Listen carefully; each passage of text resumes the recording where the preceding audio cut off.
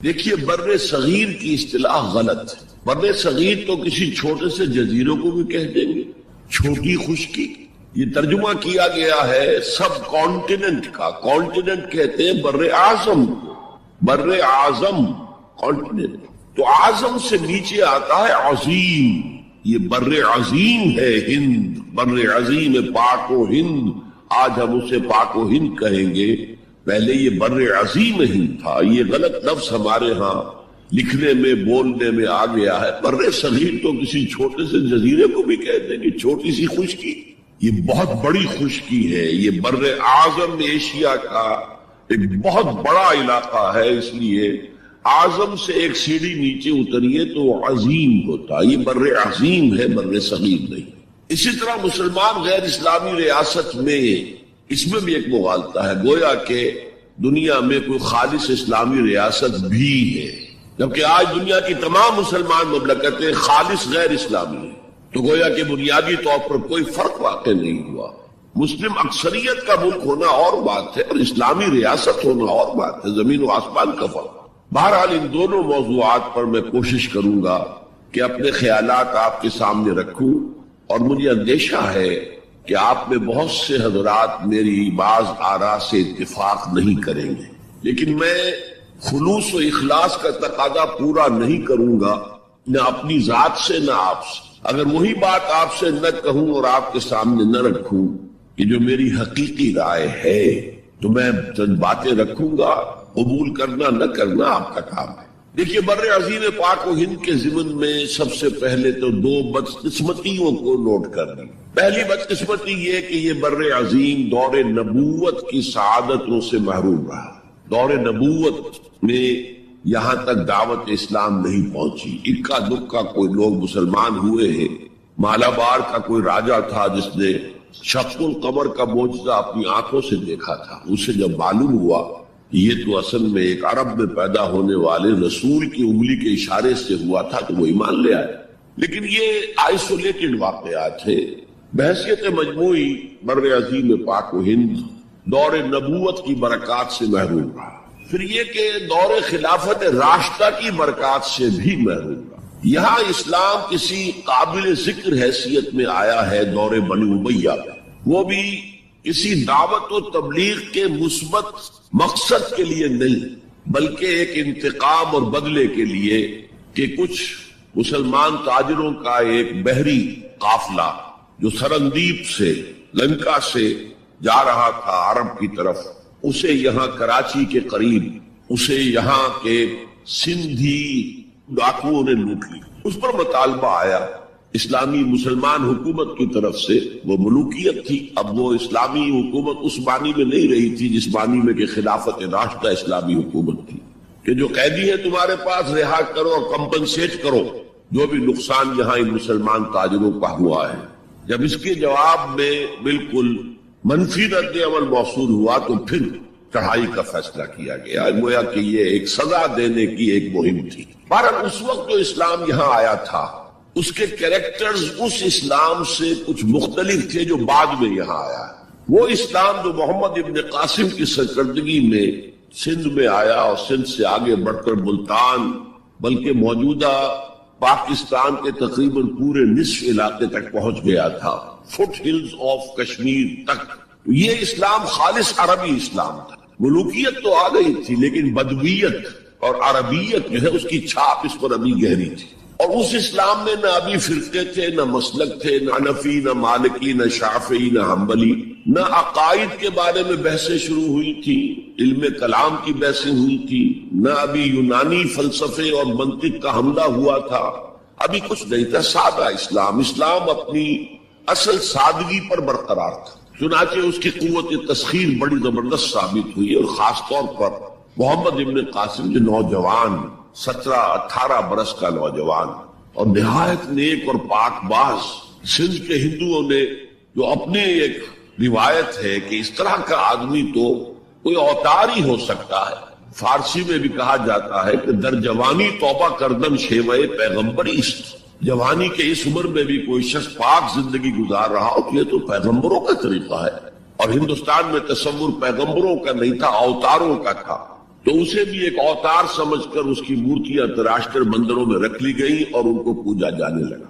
یہی چیز اس کے لیے خطرے کا سبب بن گئی، کیونکہ اب بیک ہوم اسلام کا جو اصل گھر تھا عرب، اس میں ملوکیت آ چکی تھی، اور ملوکیت کبھی اسے برداشت نہیں کر سکتی کہ کوئی اور شخص اتنا پاپولر ہو جائے کہ اسے چیلنج کر سکے۔ لہذا محمد بن قاسم کو بلایا گیا اور شہید کر دیا گیا۔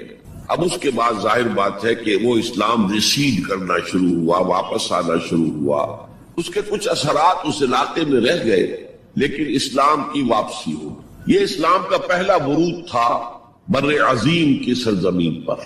اس کے بعد اسلام آیا ہے 300 برس بعد، اور اب یہ آیا ہے شمال مغربی سرحدی صوبے میں جو درے ہیں، کوہ سلیمان میں، کوہ ہندو کش اور کوہ سلیمان میں، درائے خیبر ہے، درائے ٹوچی ہے، درائے گومل ہے، درائے بولان ہے، یہاں سے آنا شروع۔ اس اسلام کی خصوصیات کچھ اور تھی۔ ان 300 سالوں میں فقہی مسالک بھی پیدا ہو چکے تھے، حنفی، مالکی، شافعی، حنبلی، ان کے درمیان اختلافات بھی تھے، بحثیں بھی تھی، مناظرے بھی تھے۔ دوسرے ایک خاص جو ہے تصوف کا فن جو ہے وہ بہت ترقی کر چکا تھا، اور اس میں اکثر و بیشتر وحدت الوجود کا تصور اس کی بنیاد میں موجود تھا۔ تیسری بات یہ نوٹ کیجئے کہ یہاں جو لوگ آئے وہ سب حنفی تھے، اور یہ ترک قبائل ہی تھے در حقیقت، اور ترکوں میں سے بھی غلام لوگ تھے، اسی لیے پہلا خاندان مسلمانوں کا یہاں خاندان غلاماں کہلاتا ہے۔ ترک غلام تھے یہ، جو اپنی ذاتی صلاحیت اور اپنی استعداد کی بنا پر ترقی کرتے کرتے بادشاہت کے مقام تک پہنچے۔ عالم اسلام میں اس وقت 2 عظیم جگہوں پر غلاموں کی حکومت تھی، اور اس سے اندازہ ہو سکتا ہے کہ اسلام میں غلاموں کا فیوچر کتنا روشن ہے۔ ممالک، مملوک، یہ مصر میں حکمران تھے، وہ بھی غلام تھے۔ خاصدان غلامہ، قطب الدین ایبک، شمس الدین التتمش، یہ سب کون تھے؟ غلام۔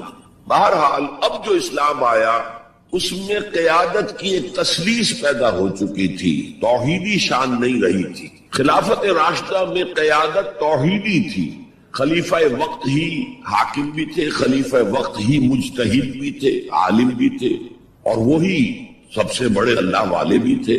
لیکن اس کے بعد جو اسلام میں قیادت جو ہے مسلمانوں کی 3 شاخوں میں بٹ گئی۔ سیاسی قیادت وہ تو قبائلی عصبیت کی بنیاد پر قائم ہو رہی ہے، تو سیاست تو ہو گئی طاقت کے بل پر، جس کی لاٹھی اس کی بھینس۔ اس کے بعد جو اس دینی قیادت تھی وہ 2 حصوں میں منقسم ہو گئی، علمی قیادت، علماء، مفسرین، فقہاء، محدثین، اور ایک ہو گئی صوفیاء کی قیادت۔ تو یہ تھی کیفیت جس میں کہ بر عظیم پاک و ہند میں اسلام وارد ہوا ہے پہلے ورود کے 300 برس بعد۔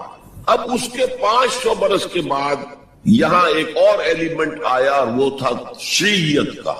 آپ کو معلوم ہے کہ سن 1000 عیسوی میں پاکستان کا جو علاقہ اس وقت کا ہے یہ عالم اسلام میں داخل ہو چکا تھا۔ شہاب الدین غوری وغیرہ کی حکومت وہاں تک تو تھی، البتہ دہلی پر 1206 میں تخت دہلی جو ہے مسلمانوں کا 1206 میں شروع ہوا۔ بہرحال اس کے بعد ہم کہہ سکتے ہیں کہ 300 برس بعد یہاں پر یہ شیعیت آئی ہے، داخل ہوئی ہے، ورنہ اس سے پہلے خالص سنی اسلام تھا اور خالص حنفی۔ شیعیت کی وجہ سے جو کچھ بھی بعد میں اسلام کو یہاں پر اس تقسیم کی وجہ سے، شیعہ سنی اختلافات کی وجہ سے جو بہت بڑے بڑے نقصانات اٹھانے پڑے، ان میں سے مثلا 2 کا میں تذکرہ کرنا چاہتا ہوں۔ ڈاکٹر امبیڈکر، انہوں نے فیصلہ کیا تھا میں مسلمان ہو جاؤں، گویا کہ یہاں کے اچھوتوں کا مسئلہ وہ اس طور سے حل کرنا چاہتے تھے کہ ہم این بلاک مسلمان ہیں، لیکن جب ان کے بارے میں معلوم ہوا تو پھر وہاں پہنچ گئے کچھ لوگ کہ آپ اس مسلک کو اختیار کریں یا اس کو کریں۔ وہ اسی حیث بحث پہ پھر انہوں نے فیصلہ کیا کہ میں کوئی بھی نہیں اختیار کرتا، اگر کوئی ایک اسلام ہے ہی نہیں، اب میں ایک کو اختیار کرتا ہوں تو دوسرے سے میری مخاصمت ہو جائے گی، دوسرے کو اختیار کرتا ہوں تو پہلے سے ہو جائے گی۔ اب اگلا دور آیا، ہندوستان میں انگریز آ گئے۔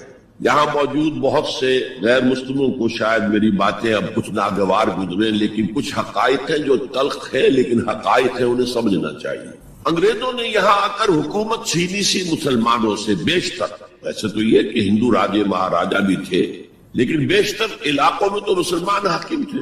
لہذا انہوں نے مسلمانوں کو دبانا بہت ضروری سمجھا، اس لیے کہ جو سابق حاکم ہو ان میں ایسپیریشنز پیدا ہوتی رہتی ہیں کہ ہم تھے یہاں کے حاکم، کیوں نہ واپس حاصل کریں۔ بغاوت کے ان کے اندر جراثیم مسلسل پروان چڑھ رہے، مسلمانوں کو دبایا اور ہندوؤں کو اٹھایا۔ کیوں کہ ہندوؤں کے لیے معاملہ صرف چینج آف ماسٹرز کا تھا، کوئی بڑا حادثہ تو نہیں تھا، پہلے مسلمانوں کے غلام تھے، اب انگریزوں کے غلام ہو گئے، اور اس اعتبار سے انگریز نے بھی انہیں قریب کیا اور ہندوؤں نے بھی مغربی علوم اور مغربی سائنسز کو پڑھنے میں بڑی سخت کی۔ بنگال میں انگریز آیا اور بنگال میں آپ کو معلوم ہے اکثر و بیشتر جو سائنسدان پیدا ہوئے جن کی کہ لکھی ہوئی ٹیکسٹ بکس جو ہے بہت عرصے تک استعمال ہوتی رہی ہندوستان میں، یہ کون تھے؟ چیٹرجی، بینرجی، سب کے سب بنگالی تھے۔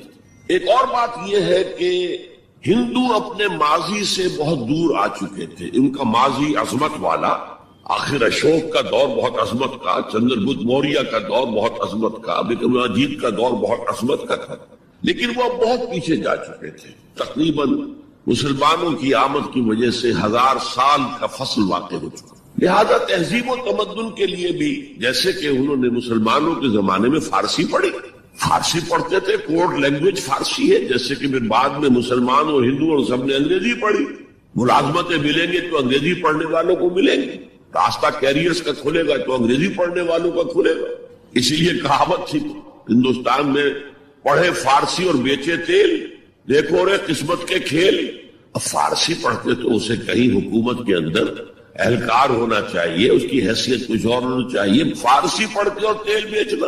جبکہ مسلمانوں کا معاملہ یہ تھا کہ ان کی تو ابھی تہذیب اور تمدن، ان کی روایات ابھی تازہ تھی، لہذا جو غیر مسلم تھے یہاں کے، انہوں نے انگریزی علوم، انگریزی سائنس، انگریزی تہذیب اس کو کھلے دل کے ساتھ خوش آمدید کہا، اور مسلمانوں میں ایک زبردست ڈویژن ہو گیا۔ بلکہ ابتدائی ریئیکشن تو بہت سخت تھا، یک طرفہ تھا، ہم نہ انگریزی پڑھیں گے، ہم نہ انگریزی علوم سیکھیں گے، نہ سائنس پڑھیں گے، ہم تو اپنے کونوں خدروں میں اگرچہ جو سیلاب آ گیا ہے اس کو روکنے کی طاقت تو ہم میں نہیں ہے، لیکن ہم کونوں میں جا کر بیٹھ جائیں گے، قال اللہ و قال الرسول۔ اور انگریزی تہذیب سے اس قدر دوری کہ اگر کوئی میز کرسی پر بیٹھ کر کھانا کھا لے تو کرسٹان ہو گیا۔ یہ تو کسی نے چمچہ استعمال کر لیا کھانے میں، کانٹا تو بہت دور کی بات ہے، چمچہ بھی استعمال کر لیا تو کرسٹان ہو گیا۔ تو اس درجے ریئیکشن تھا علماء کے زیر اثر حلقوں میں، گویا کہ وہ جو گاندھی جی کا فلسفہ تھا نان کوآپریشن، تو مسلمانوں نے انگریزوں کے ساتھ شدید قسم کا naan cooperation from the very beginning شروع کی۔ اس پر سر سید احمد خان نے ان دونوں چیزوں کی مخالفت کی۔ ایک تو انہوں نے انگریزوں کو بتایا کہ دیکھو یہ جو آزادی کی جنگ تھی یہ صرف مسلمانوں کی نہیں تھی، 1857 کی، یہ تو مشترک تھی، تو اس کے اندر کیا سبب ہوا ہے، اس کی وجہ سے آپ مسلمانوں سے بعد محسوس نہ کریں، اور مسلمانوں سے بھی کہا بھائی انگریزی پڑھو، انگریزی علوم حاصل کرو، سائنس پڑھو، سائنٹیفک نالج حاصل کرو، ورنہ تمہاری حیثیت ہندوستان میں کیا رہ جائے گی، پلے دار رہ جاؤ گے یا گوشت فروش رہ جاؤ گے، اللہ اللہ خیر صلی اللہ، اور تمہاری کوئی حیثیت نہیں رہے گی۔ تو اس اعتبار سے سر سید احمد خان ایک اہم لینڈ مارک ہے۔ اس کے علاوہ انگریزی دور کا ایک اور جو پہلو بہت اہم ہے، انگریزوں نے ڈیوائڈ اینڈ رول پالیسی کے تحت مسلمانوں اور ہندوؤں کے درمیان مرافرت کو ہوا دی۔ یہ ان کی پالیسی نہیں مستقل، یہ ایک قوم کی حیثیت سے سامنے نہ آ جائے، پھر ظاہر بات ہے کہ ہمارے پاؤں تو اکھڑ جائیں گے یہاں سے۔ تو یہ جو ہمارے ہاں شروع ہوا، کچھ اور فیکٹر بھی تھے، ہندوؤں میں ایک انتقامی جذبہ بھی تھا کہ مسلمانوں نے ہم پر حکومت کی ہے 800 برس، 1000 برس، اور ظاہر بات ہے سارے حاکم اچھے تو نہیں تھے، کوئی اچھا بھی تھا تو اکثر و بیشتر تو عیاش قسم کے لوگ تھے۔ ہم نے محل بنائے، تاج محل بنائے، ہم نے کوئی کام اور تو کیا نہیں۔ دین کی تبلیغ تو اولیاء اللہ نے کیا، صوفیاء نے کی، کبھی بھی سرکاری سطح پر، حکومت کی سطح پر یہاں تبلیغ اسلام کا اہتمام نہیں۔ ایک دو ایکسیپشنز ہیں، ایک راجہ گجرات کاٹھیا واڑ کے علاقے کا جس نے کہ تبلیغ کا اہتمام کیا، ایک راجہ کشمیر کا تھا جس نے تبلیغ کا اہتمام کیا، باقی حکمرانوں نے کوئی کوشش۔ آزادی سے قبل متصلاً جو کیفیت پیدا ہو گئی تھی، اس کا ایک اہم فیکٹر یہ تھا کہ مسلمانوں میں ہندوؤں کا ایک خوف پیدا ہو، کیونکہ جو نظام اب بن چکا تھا وہ تو یہ تھا کہ ووٹ کی بنیاد پر فیصلے ہوں گے، ون مین ون ووٹ. اس کے اعتبار سے مسلمان اقلیت میں اور غیر مسلم ہندو یہاں اکثریت میں. تو گویا کہ ہمیشہ کے لیے اگر ایک ملک کی حیثیت سے یہ ملک جو ہے تقسیم آزادی حاصل کرتا ہے تو مسلمان غلام ہو جائے گا، ان کی تہذیب بھی ختم کر دی جائے گی. شدھی کی تحریک شروع ہو چکی تھی، ان کا مذہب بھی تبدیل کرنے کی کوشش کی جائے گی. میوات کے علاقے میں بڑی زبردست تحریک اٹھائی گئی تھی شدھی کی، جس کا توڑ کرنے کے لیے مولانا محمد الیاس رحمۃ اللہ علیہ سامنے آئے اور تبلیغی جماعت کا انہوں نے سلسلہ شروع کیا. یہ اصل میں میوات کے اندر جو شدھی کی تحریک تھی اس کا جواب، اس سے حفاظت مسلمان.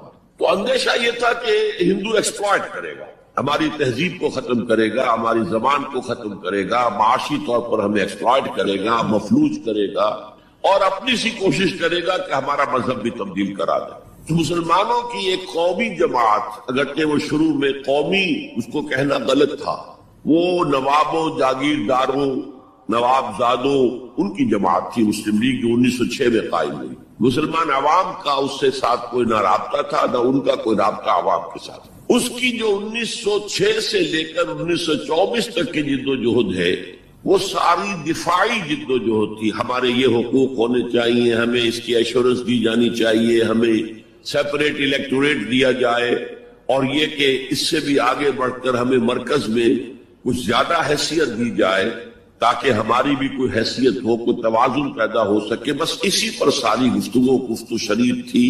اور اس کے ضمن میں محمد علی جناح جو ہے وہ تو پروفٹ آف لو قرار دیے گئے تھے، اتحاد کا پیغام بر. وہ 1906 میں تھے انڈیا میں موجود، مسلم لیگ میں شامل نہیں ہوئے تھے، کانگریس کے رکن تھے. اس کے بعد 1913 میں جا کر مسلم لیگ میں شامل ہوئے ہیں مولانا محمد علی جوہر کے کہنے پر. پھر بھی کانگریس کے رکن بھی رہے، مسلم لیگ کے رکن بھی رہے، اور انہوں نے حتی امکان کوشش کی کہ کوئی فارمولا ایسا بن جائے جس پہ کہ اتحاد ہو جائے اور ضمانت مل جائے کہ مسلمانوں کے ساتھ کوئی اس قسم کا سلوک نہیں کیا جائے گا کہ وہ بالکل یوں سمجھیے کہ ایک نیچے لگ کر رہ جائیں اور ان کی کوئی حیثیت نہ رہے. لیکن وہ ناکام ہوئے، شدت کے ساتھ ناکام ہوئے، اور پھر اس درجے مایوس ہوئے کہ ہندوستان چھوڑ کر جا کر انگلستان میں بس گئے اور وہاں انہوں نے اپنی لیگل پریکٹس شروع کر دی.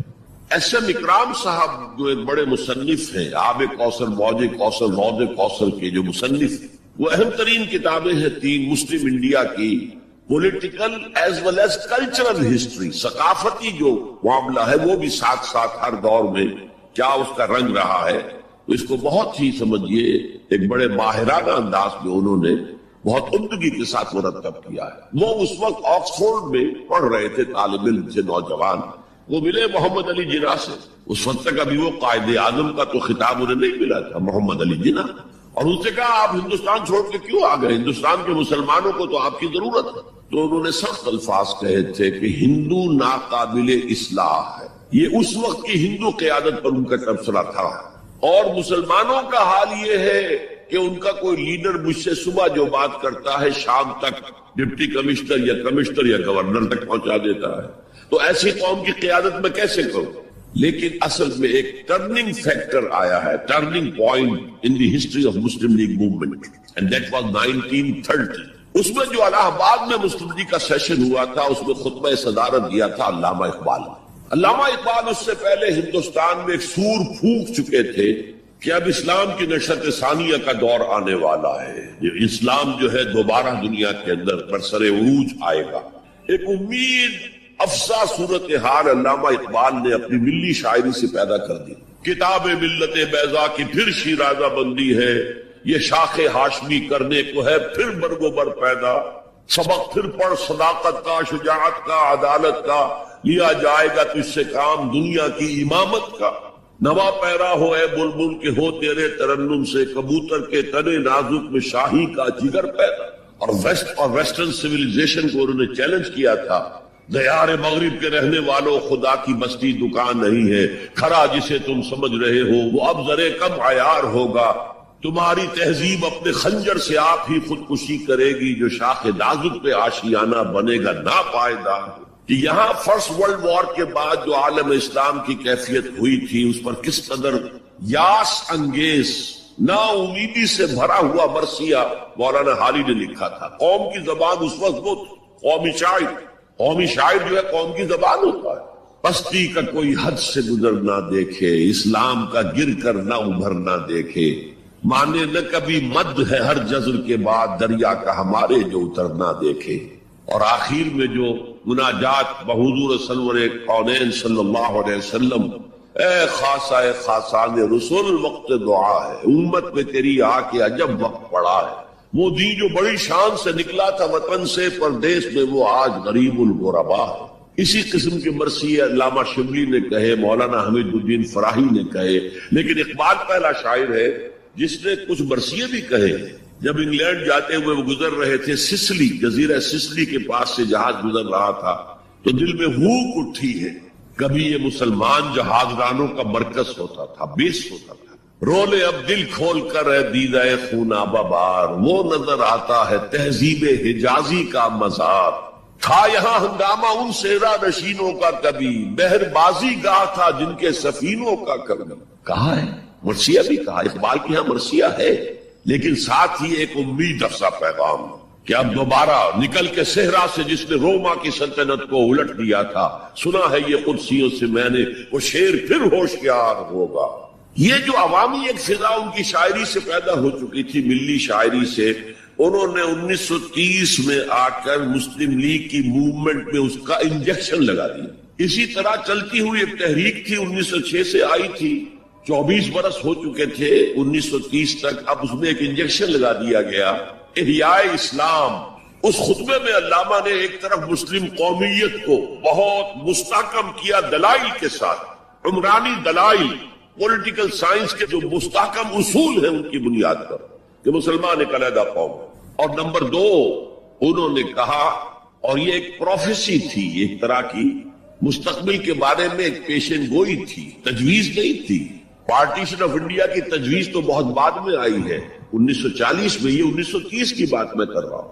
تو انہوں نے کہا تھا مجھے یقین ہے کہ یہ ڈیسٹنی ہے، تقدیر مبرم ہے کہ ہندوستان کے شمال مغرب میں، شمال مشرق کا انہیں اس وقت احساس نہیں ہوا تھا. ایسٹ پاکستان کا جو اب بنگلہ دیش ہے ادھر ان کی نگاہ نہیں گئی تھی. ہندوستان کے شمال مغرب کے اندر ایک آزاد مسلمان ریاست قائم ہوگی، اور اگر ایسا ہو گیا تو ہمیں موقع مل جائے گا کہ دور ملوکیت میں، جس کے لیے لفظ بڑا ثقیل استعمال کیا انہوں نے، عرب امپیریلزم. یہ بنو امیہ، بنو عباس یہ عرب امپیریلسٹ تھے، یہ عرب قوم کا امپیریلزم تھا. ان کی حکومت اسلام کی عکاسی کرنے والی نہیں تھی، اسلام کی عکاسی کرنے والی تو خلافت راشدہ تھی، ابو بکر تھے، عمر تھے، عثمان تھے، علی تھے رضی اللہ تعالی عنہ.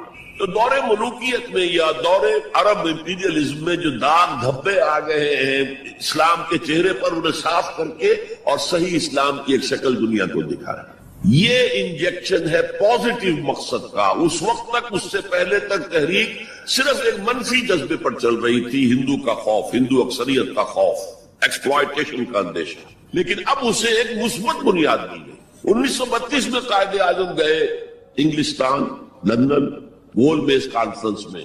جناح صاحب اس میں شریک نہیں تھے، اس لیے کہ وہ تو ویسے سیاست کا میدان چھوڑ چکے تھے. اس موقع پر پھر علامہ اقبال نے ملاقاتیں کی ہیں جناح صاحب سے، اور وہی انجیکشن ان کو بھی لگا اور انہیں پھر آمادہ کیا کہ آئیں واپس ہندوستان. اور اس انجیکشن کے حوالے سے مسلمانوں نے ہند کو منظم کرے اور جمع کرے. تو یہ پھر تحریک پاکستان جو ہے، چونکہ مسلمانوں کے جذبات کے ساتھ اس کی ہم آہنگی، معجزہ ہو گیا کہ مسلم مائنورٹی کے پروونسز نے کس طریقے سے یکجا اور یکسو ہو کر اس موومنٹ کو سپورٹ کیا. حالانکہ انہیں معلوم ہے کہ کسی بھی حساب سے ان کے تو پاکستان میں شامل ہونے کا کوئی امکان تھا ہی نہیں، بلکہ تحریک مسلم لیگ اصل میں مائنورٹی پروونسز کی تحریک تھی. جو صوبے بعد میں پاکستان میں شامل ہوئے ہیں ان میں سرحد میں تو کانگریس کی حکومت تھی ٹل دی لاسٹ ڈیٹ، پنجاب میں یونینسٹ حکومت تھی ٹل دی لاسٹ ڈیٹ. صرف ایک سندھ تھا مغربی پاکستان میں کہ جو وہاں مسلم لیگ کی حکومت تھی. ہاں، بنگال میں مسلم لیگ کی حکومت تھی، اور بنگال ہی مولد ہے جہاں ولادت ہوئی ہے 1906 میں مسلم لیگ کی، اور طویل ترین عرصے تک مسلم لیگ کی حکومت وہاں رہی. اب بھی وہاں پر تحریکیں چلتی رہتی ہیں اینٹی پاکستان. 2 مرتبہ پاکستان نے ایئر فورس بھی استعمال کی ہے وہاں پر، یہ سب کچھ آپ کو معلوم ہے. بہرحال اس کے نتیجے میں ملک تقسیم ہو گیا، اور دو قوموں کے درمیان جو نفرت اس دوران میں پیدا ہو گئی تھی وہ ایک آتش فشاں کی طرح پھٹ پڑ جو کچھ ہوا ہے پارٹیشن کے وقت. میں نے آپ کو بتایا تھا انگریزوں سے آزادی ہم نے حاصل کی لیکن ہم نے نہ ایک انگریز کو مارا نہ کسی انگریز نے ہم میں سے کسی کو مارا. لیکن جو آپس کی خوریزی ہوئی تاریخ انسانی کی عظیم ترین ٹرانسفر آف پاپولیشن، کروڑوں انسان ادھر سے ادھر سے ادھر، اور پھر عظیم خوریزی، بربریت، وحشت. معلوم ہوتا کہ نفرت کی کوئی آگ اندر جل رہی تھی، بس اسے موقع چاہیے تھا کہ وہ بھر آئے. وہ میں کچھ نہ کچھ تجزیہ کر چکا ہوں کہ یہ نفرت جو ہے کچھ انڈیجینس بھی تھی، کچھ تھی ان کے اندر ایک جذبہ انتقام تھا کہ دوسروں نے ہم پر حکومت کی اتنے عرصے، لیکن اس میں بڑا حصہ جو ہے وہ انگریز کی ڈیوائیڈ اینڈ رول پالیسی کا تھا. اور وہ جاتے جاتے ایک بون آف کنٹینشن بھی ڈال گیا کہ یہ دونوں اس پر لڑتے رہے تاکہ ہمارے خلاف کوئی جذبہ نفرت ان کے اندر نہ ابھرے.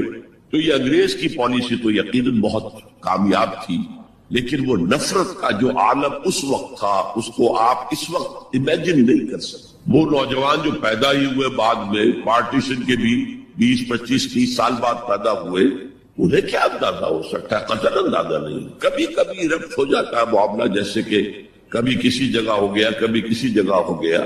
ابھی حال ہی میں جو کچھ گجرات میں ہو گیا تھا وہ ہو جاتا ہے، لیکن یہ کہ کوئی ہندو اور مسلمانوں کے درمیان وہ دشمنی اور وہ معاملہ نہیں ہے، بلکہ بہت سے لوگ اس کو امیجن ہی نہیں کر سکتے کہ معاملہ کس حد تک پہنچ گیا. اس کے بعد ایک خیال یہ تھا ہندوستان میں کہ پاکستان جلدی ختم ہو جائے گا، اور اس کی کوششیں بھی کی گئی. پاکستان کے حصے کا روپیہ روک لیا گیا، پاکستان کے حصے کے ہتھیار روک لیے گئے. پاکستان نے اس کو محسوس کیا کہ it's a threat to its existence, جس کے نتیجے میں جس کے رد عمل میں وہ امریکہ کی جھولی میں جا گرا. It was a reaction. میں اسلامی جمعیت طلبہ کا ناظم اعلیٰ تھا 1953 میں. ہمارے وزیر اعظم اس وقت تھے خواجہ نادم الدین، وہ لاہور کے دورے پر آئے تھے.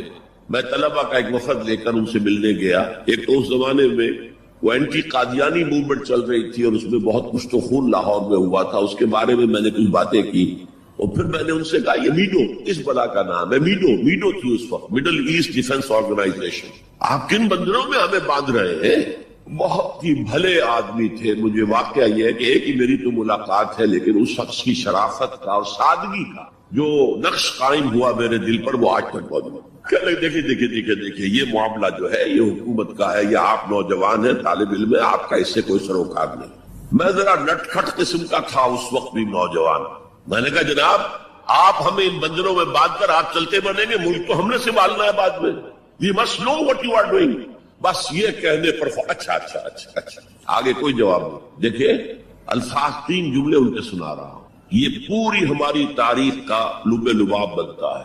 دیکھیے پنڈت جی تو نہیں چاہتے نا کہ پاکستان قائم رہے، پنڈت نہرو، اور ہم اکیلے تو ہندوستان کا مقابلہ نہیں کر سکتے نا، تو ہمیں تو کوئی سہارا چاہیے نا. 3 جملے یہ پاکستان کی فورن پالیسی کا اول روز سے کارنر سٹون ہے. بلکہ یہاں میں ذرا ضمنی طور پر بتا دوں کہ پاکستان کے قائم ہونے اور قائم رہنے میں کتنا بڑا ہاتھ اور کتنا بڑا دخل پنڈت نہرو کا ہے. دیکھیے ایک جینیس شخص تھا ابوالکلام آزاد، جینیس، اس میں کوئی شک نہیں. اور کیبنٹ مشن پلان کا مرتب کرنے والا وہی تھا. کیبنٹ مشن پلان کو مسلم لیگ نے بھی تسلیم کر دیا کہ ہندوستان 3 زونز کے مشتمل ہوگا، آزاد ہوگا، مرکزی حکومت ایک ہوگی، ایک ویسٹرن زون، ایک ایسٹرن زون، ایک سینٹرل زون. یعنی تقریباً وہی جو پاکستان کا نقشہ تھا کہ ایک مغربی پاکستان، ایک مشرقی پاکستان، ایک نیچے بھارت. سینٹرل گورنمنٹ کے پاس فلاں جو ہے یہ اہم ترین چیزیں تو سینٹرل گورنمنٹ کے پاس ہوگی. فورن پالیسی ہوگی، بجٹ ہوگا، مالیات کا معاملہ ہوگا، ڈیفنس ہوگا، یہ ان کے پاس ہوگا، کمیونیکیشنز ہوگی. باقی یہ ریجنز جو ہے ان کو حق ہوگا وہ اپنے اپنے فیصلے کریں، اپنی معاملات چلائیں، اپنے قوانین بنائیں. ایک شق اس میں ایسی تھی کہ 10 سال کے بعد کسی بھی حصے کو، کسی زون کو سیسیڈ کرنے کا، علیحدہ ہونے کا حق حاصل ہوگا. گویا کہ کم سے کم 10 سال کے لیے آزاد پاکستان کا مطالبہ ختم. قائد اعظم نے مان لیا. تو اب اگر کوئی امکان تھا تو وہ 10 سال کے بعد تھا نا. اب کس نے بنوایا پاکستان؟ وہ تو چونکہ مولانا آزاد اس درجے بددل ہو چکے تھے، قائد اعظم نے انہیں شو بوائے کہہ کے اتنا جو ہے بددل کر دیا تھا کہ انہوں نے کانگریس کی صدارت چھوڑ دی. اچھا تو کہا گیا ان سے آپ صدارت قبول کریں؟ نہیں، پنڈت جی ہو گئے صدر، اور پنڈت جی سے جب پوچھا گیا کیبنٹ مشن پلان کے بارے میں تو انہوں نے کہہ دیا ایک دفعہ ہندوستان آزاد ہو جائے پھر کون کسی کو علیحدہ ہونے دیتا ہے۔ بات تو سچی تھی، نکل جاتی ہے جس کے منہ سے سچی بات مستی میں، فقیہ مسلحت بھی سے وہ رندے بادہ خار اچھا، بات تو سچی تھی لیکن کہنے کی نہیں تھی اس وقت۔ اس پر فوراً قائد اعظم نے ریورس گیئر لگایا کہ اگر نیت نہیں ہے تو پھر ہم نہیں مانتے، وی آر گوئنگ بیک۔ تو عالم واقعہ میں پاکستان کس نے بنوایا 1947 میں؟ ہسٹری کا تجزیہ کیجئے، سمجھئے یہ کچھ اللہ تعالیٰ کی مشیت تھی۔ تمام انسانوں کے دل حضور کی ایک حدیث کے مطابق اللہ کی دو انگلیوں کے مابین ہوتے ہیں، وہ جدھر چاہتا پھیر دے۔ یہ اللہ کی حکمت تھی۔ اللہ چاہتا تھا کہ یہ مسلمانان ہند جو کہہ رہے ہیں اللہ ہمیں آزادی دے، انگریز سے بھی دے، ہندو سے بھی دے، تیرے دین کا بول بالا کریں گے، ہم تیرے نبی کا دین قائم کریں گے، تو اللہ ایک چانس دے کر دیکھ لینا چاہتا تھا کہ یہ کرتے کیا ہے۔ حالانکہ لارڈ ماؤنٹ بیٹن کی تجویز تھی کہ 14 اگست کو انڈیا پہلے اس کی فریڈم ڈکلیئر ہو اور 15 کو پاکستان کی۔ بیوم القیامہ ولا اقسم بالنفس اللوامہ ایحسب الانسان ان لن نجمع عظامہ۔ یہ سورت جو ہے بہت ہی حسین اور بہت منفرد سمجھیے کہ نمائندہ ایک سورت ہے قرآن مجید کی۔ اس کا جو خطاب کا انداز ہے، جو میں نے شروع میں آپ کو جو انٹروڈکٹری لیکچرز دیے تھے، کہ اس کا اسلوب جو ہے وہ خطابت کا۔ قرآن کو ہم کہہ سکتے ہیں کہ اس سے کلیکشن آف ڈیوائن اوریشن، اللہ تعالیٰ کے خطبات، مجموعہ خطبات الہیہ۔ تو مختلف مواقع پر جیسے کہ خطیب کو خطبہ دیتا ہے اس طریقے سے اللہ تعالیٰ نے یہ صورتیں نازل کی ہیں۔ حضور پڑھ کر سناتے تھے تو آپ کا انداز بھی خطیبانہ ہوتا ہے۔ حدیث میں آتا ہے کہ جب آپ خطبہ دیتے تو آپ کی آواز بلند ہو جاتی تھی، اعلیٰ صوتہ احمرت عیناہ، آنکھیں سرخ ہو جاتی، اور آپ اس طریقے سے خطبہ دیتے تھے جیسے کہ کوئی سپہ سالار اپنے فوجیوں کو للکار رہا ہے، بڑھا رہا ہے کہ لڑو اور آگے بڑھو، یہ انداز ہے۔ تو اس طرح خطبہ اس میں آپ دیکھیں گے ابھی بات ایک طرف ہو رہی ہے، ابھی کسی اور طرف ہو گئی، کبھی کسی تحویل الخطاب، اس کے لیے بہت، پھر یہ کہ 4-6 آیتیں آئیں گی ایک خاص قسم کے آہنگ میں، خاص قسم کے قوافی تو ہم کو نہیں کہنا چاہیے، تو یہ آتے ہیں وہی انہی حروف پر صورتیں ختم ہو رہی ہیں، وہی سٹائل ہے، پھر کوئی سٹائل بدلے گا، پھر 4-6 صورتیں اس دوسرے انداز کی ہوگی، پھر 4-6 تیسرے انداز کی ہوگی۔ تو یہ آپ صورت جو ہے فصاحت و بلاغت میں بھی فلو بے انتہا ہے اور خطیبانہ انداز، اور اس میں تحویل الخطاب۔ پس منظر میں کیا ہے کہ وہ لوگ ہیں کہ جو انکار کرے کوئی قیامت نہیں ہو سکتی، کیسے ممکن ہے کہ جبکہ انسان مر چکے ہوں گے اور مٹی ہو جائیں گے پھر اٹھا دیا جائے، یہ ممکن نہیں۔ تو اس کا جواب ہے جو دیا جا رہا ہے، لا اقسم بیوم، لا یہاں پر ان کے خیالات کی نفی نہیں، میں قسم کھاتا ہوں قیامت کو۔ تمہیں شک ہے اور مجھے اتنا یقین ہے کہ میں قسم کھا رہا ہوں قیامت، ولا اور پھر نہیں، اقسم بالنفس اللوامہ، میں قسم کھاتا ہوں نفس لوامہ کی۔ نفس لوامہ کون سا نفس انسان میں جس سے ہم ضمیر کہتے ہیں، کانشنس، ملامت کرنے والا۔ My conscience is biting me، میرا ضمیر مجھے ملامت کر رہا ہے۔ کوئی آپ برا کام کرتے ہیں تو ضمیر اندر سے کچھ شے ہے، تو کیوں ہے یہ؟ اگر کوئی نیکی نہیں، بدی نہیں، تو یہ اندر کی خرش کیوں ہو جاتی ہے؟ اور اگر یہ نیکی ہے اور بدی ہے تو اس کا نتیجہ نکلنا چاہیے کہ نہیں؟ یعنی پہلی آیت جو ہے وہ تو اسی طرح کی ہے جیسے سورہ تغابن میں ہم نے پڑھا تھا، قل بلا وربی لتبعثن ثم لتنبؤن بما عملتم، اس میں دلیل کوئی نہیں ہے، اذعان ہے، ایک شخص اپنے یقین کو دلیل کے طور پر پیش کر رہا ہے، اور یہ اس پر سارا دار و مدار ہے۔ کون شخص ہے؟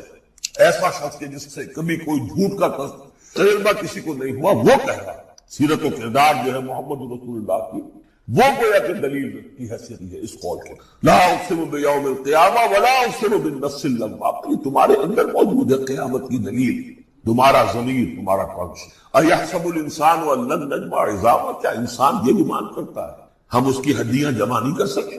بلا قادرین، کیوں نہیں، ہم پوری طرح قادر ہیں۔ علی ان نسوی بنا، یہاں کننا محضوظ سمجھنا چاہیے، بلا کننا قادرین علی ان نسوی بنا، بس کہ ہم اس کی ایک ایک کوڑ کو برابر کریں۔ بل یرید الانسان لیفجر امامہ، اصل سبب جو ہے آخرت کے انکار کا وہ یہ ہے کہ انسان چاہتا ہے کہ فسق و فجور جس کا عادی ہو گیا اسے جاری رکھے، حرام خوری چھوڑنی نہیں، جس عیش کا خوگر ہو گیا ہوں اس کو چھوڑ نہیں سکتا، قیامت کو مانوں گا تو پھر دیکھنا پڑے گا کیا غلط ہے، کیا صحیح ہے، کیا جائز ہے، کیا نہیں۔ اس لیے جیسے کہ بلی کو دیکھ کر کبوتر آنکھ بند کر دے، اب ظاہر بات ہے کہ وہ بلی تو نہیں ختم ہو جائے گی، در حقیقت یہ قیامت سے آنکھیں چراتے ہیں آنکھیں بند کر، اس لیے کہ انہیں پتا ہے کہ ہم نے کیا آگے بھیجا ہے اور آگے بھی کرنے کا وہی ارادہ ہے۔ بل یرید الانسان لیفجر امامہ یسأل ایان یوم القیامہ، پوچھتا ہے بڑے استہزائی انداز میں، اچھا جی کب ہوگا یہ قیامت کا دن؟ تو جواب بھی اسی انداز میں ہے، یوم ہم علی النار یفتنون کی طرح۔ فرمایا فاذا برق البصر، جب وہ قیامت آئے گی نگاہیں چنیا جائیں گی، خسف القمر، چاند بے نور ہو جائے گا، یا یہ کہ چاند دھس جائے گا سورج کے اندر، وجمع الشمس والقمر، اور سورج اور چاند یکجا کر دیے جائیں گے۔ یہ جو ہے کشش ثقل کا جو باہمی ثقل ہے ان کروں کا، اس کے نظام میں ذرا سی کہیں گڑبڑ ہو اور پھر یہ سب کو سب ایک دوسرے سے ٹکرائیں گے۔ فَإِذَا بَرِقَ الْبَصَرُ وَخَسَفَ الْقَمَرُ وَجُمِعَ الشَّمْسُ وَالْقَمَرُ يَقُولُ الْإِنسَانُ يَوْمَئِذٍ أَيْنَ الْمَفَرُّ، یہی انسان اس دن کہے گا ہے کوئی جگہ بھاگ جانے کی؟ کلا نہیں، لا اپنے رب ہی کے حضور میں جا کھڑے ہوں۔ یُنَبَّأُ الْإِنسَانُ يَوْمَئِذٍ بِمَا قَدَّمَ وَأَخَّرَ، اور جتلا دیا جائے گا انسان کو اس دن جو کچھ اس نے آگے بھیجا ہوگا جو پیچھے چھوڑا ہوگا۔ ہم اعمال نیک ہوں یا بد ہوں اس کا کچھ حصہ آگے بھیج دیتے ہیں اپنی زندگی میں، کچھ اس کے پیچھے جو اثرات چلتے ہیں اس کا حساب بھی بعد میں جاری رہتا ہے، وہ ڈیبٹ کریڈٹ جو ہے ہمارے کھاتے میں ہوتا رہے گا۔ تم نے یہ نیک کام شروع کیا تھا، آگے آگے پھیل رہا ہے، تو جو اور اس کام میں شریک ہے ان کا اجر بھی رہے گا، پورا رہے گا، ان کے اجر میں سے کمی نہیں ہوگی، لیکن اتنا ہی حساب آپ کے کام میں بھی درج ہوگا۔ اسی طریقے سے کسی نے برا کام شروع کیا نا، ادھر پر جہاں تک اس کے اثرات جائیں گے تو انسان کو بتا دیا جائے گا یہ تو آپ نے اپنی موت سے پہلے آگے ہی بھیج دیا تھا، یہ تو آپ کے وہ اعمال ہیں اور یہ ذرا وہ ہے پیچھے اس کے جو اثرات ہیں۔ بل الانسان علی نفسہ بصیرہ، اور انسان کو تو جتلانے کی ضرورت بھی نہیں ہوگی کہ بتایا جائے، ہر انسان کو خود معلوم ہوگا کہ میں کتنے پانی میں ہوں۔ انسان اپنے نفس پر خود بصیرت رکھے، وَلَوْ أَلْقَىٰ مَعَاذِيرَ، چاہے کتنے ہی وہ بہانے پیش کر۔ ہوتا ہے کہ انسان کوئی شخص جو ہے بڑا چرب زبان ہے اور وہ اپنے آپ کو بالکل ریشنلائز کر لیتا ہے اپنے طرز عمل کو، میں نے ٹھیک کیا، صحیح کیا، کوئی غلط بات نہیں ہے، کوئی عذرات موجود ہیں، تو معترضین کی تو زبان بند ہو جاتی ہے، کچھ نہیں کہہ سکتے، لیکن یہ کہ اس کا دل اس کو بتا رہا ہوتا ہے کہ تو جھوٹا ہے۔ بل الانسان علی نفسہ بصیرہ ولو القیٰ معاذیر لا تحرک بہ لسانک لتعجل بہ، عجلت والا مضمون یہ بالکل ابتدا میں یہاں آیا۔ اے نبی آپ اس قرآن کا اب دیکھیے، اب گفتگو حضور سے شروع ہو گئی، ابھی تک انسان جو منکرین تھے ان کی بات ہو رہی تھی، شروع میں امامہ، عظامہ، قیامہ، اور اس کے بعد بصر، قمر، مفر، وزر، مستقر، اب یہ تو اس کے بعد بصیرہ، معاذیرہ، اب اس کے بعد اور بدل گئے ہیں۔ لا تحرک بہ لسانک لتعجل بہ، آپ اس قرآن کے ذریعے سے اپنی قرآن کے ساتھ اپنی زبان کو تیزی سے حرکت نہ دیں کہ جلدی سے آپ اس کو یاد کریں۔ ان علینا جمعہ وقرآن، ہمارے ذمے ہے اس کو جمع کر دینا اور پڑھوا دینا، جمع بھی کر دینا کہ اس میں سے کوئی حصہ جو ہے آپ بھولے نہیں، اور قرآن میں اس کی ترتیب بھی ہم بتاتے جائیں گے کہ اب جو وہی آئی ہے اس کو کہاں رکھنا ہے تاکہ اس کی ترتیب ہونی۔ فَإِذَا قَرَأْنَاهُ فَاتَّبِعْ قُرْآنَهُ، پھر جب ہم پڑھوائیں اس کو جس ترتیب سے اسی کی پیروی کی، یہ ترتیب وہ ہے ترتیب مصحف جس کے تحت کے قرآن مرتب کیا گیا، اور ہم مانتے ہیں کہ یہ ترتیب نزول کی نہیں ہے، نزول کے ساتھ ہی اللہ تعالیٰ کا حکم آتا تھا کہ اب یہ وہی فلاں جگہ۔ ثُمَّ إِنَّ عَلَيْنَا بَيَانَهُ، پھر ہمارے ذمے ہے اس کو واضح کر دینا بھی، جیسے کہ ہم دیکھ چکے ہیں قرآن مجید کی تبیین کرتا ہے۔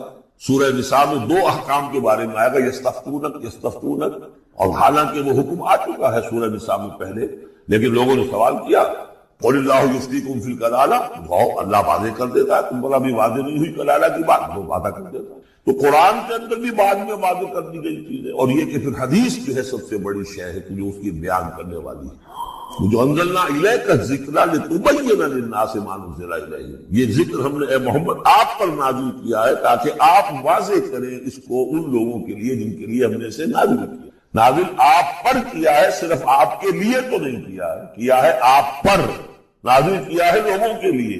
اب ان کو واضح کرنا، اس کے اندر کہیں اگر کوئی اشکال ہو تو اسے حل کرنا، کہیں کوئی اگر اجمال ہے تو اس کی تفصیل بیان کرنا، یہ آپ کا کام۔ کلا بل تحبون العاجلہ، کوئی نہیں، تمہارا اصل مرض یہ ہے کہ تم عاجلہ سے محبت کرتے ہو، اس دنیا کی زندگی سے محبت۔ دیکھیے اب پھر خطاب شروع ہو گیا کفار سے، وتذرون الآخرہ، اور آخرت کو تم چھوڑ دیتے ہو، نظر انداز کر دے۔ وجوہ یومئذ ناظرہ، حالانکہ بہت سے چہرے اس دن ہوں گے تر و تازہ، میدان قیامت میں کھڑے ہوں گے تو جیسے اسکول چلڈرن کھڑے ہوتے ہیں اپنا رزلٹ سننے کے لیے، تو بعضوں کے چہرے کھلے ہوتے پہلے سے معلوم ہوگا، کیا کچھ کر کے آئے تھے؟ اور بعض کے چہروں کے اوپر دھواں ہے، اس لیے ہے کہ انہیں پتا ہے کہ کیا ہی کچھ نہیں تھا، فیل تو ہونا ہی ہونا. تو چاہے اب رزلٹ ڈکلیئر نہیں ہوا، رزلٹ ان کے چہروں پر لکھا ہوا ہے. تو وجوہ یومئذ ناظرہ، بہت سے چہرے ہوں گے تر و تازہ، الی ربہا ناظرہ، اپنے رب کی طرف دیکھتے. اس میں بعض لوگوں نے یہ کہا ہے کہ ناظرہ سے مراد ہے انتظار کر رہے ہوں گے اپنے رب کی رحمت کا، اس لیے کہ رؤیت باری تعالیٰ جو ہے وہ ممکن نہیں ہے کہ میدان حشر میں ہو جائے. لیکن میرے نزدیک انہی حضرات کی رائے زیادہ صائب ہے جو سمجھتے ہیں کہ رؤیت ہوگی. اہل ایمان کو عین میدان حشر میں بھی ایک درجے کی رؤیت باری تعالیٰ سے مشرف کیا جائے گا.